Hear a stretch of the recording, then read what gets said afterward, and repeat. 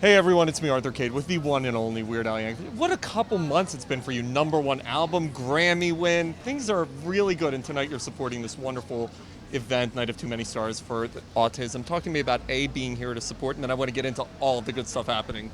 Well, I'm just very excited to be here. It's a wonderful cause. Robert Smigel invited me to be part of this. I manned the phone banks a couple years ago, and this time I get to be in the actual show. I don't think I'm allowed to say quite what I'm doing. It's sort of a surprise, but it's something I'm really, really excited about, and I think it's going to be kind of a touching moment.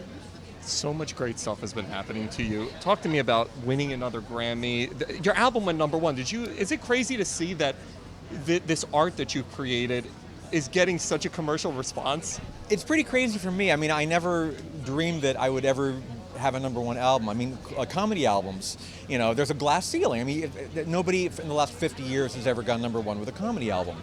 And Mandatory Fun was the first comedy album ever to debut at #1. So it's just like, that never happens with comedy. So it's nothing I ever anticipated, and the fact that it happened still kind of blows my mind.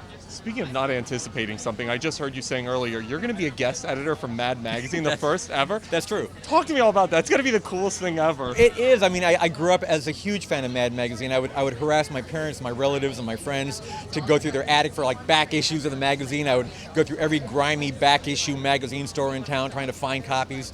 I was just obsessed with Mad Magazine, and the fact that I am now their first ever guest editor, it blows my inner child's mind. Winning a Grammy, how cool is that? I mean, people like me who have zero talent could never understand the emotion that goes into that, but not only getting the commercial response, but the critical response. Talk to me about that as an artist. Well, it just never gets old. You know, it's a thrill just to be nominated. I mean, everybody says that, but it really is, because it means you get to go to the show and hang out with your peers, and it's a fun hang. But, you know, winning's nice too. This year, it was, the category was just insane. It was myself, Louis C.K., Sarah Silverman, Jim Gaffigan, Patton Oswalt. We're all here tonight, by the way. Yes, right. And you should have brought your Grammy and like... have it affixed to my forehead, yeah. like, you know.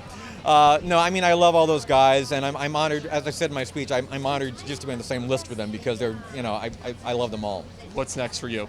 We're getting geared up for the tour. The Mandatory World Tour starts in May. It's going to go for, right now, 5 or 6 months, and yeah, it really, we said world tour almost facetiously, but it really is becoming a world tour. I just heard from my manager that Romania wants me to come, and Austria wants me to come. Like, it's pretty crazy. Stuff is happening in this last year that I just never would have ever believed. You're a pioneer, man. Thanks so much. Thank you so much.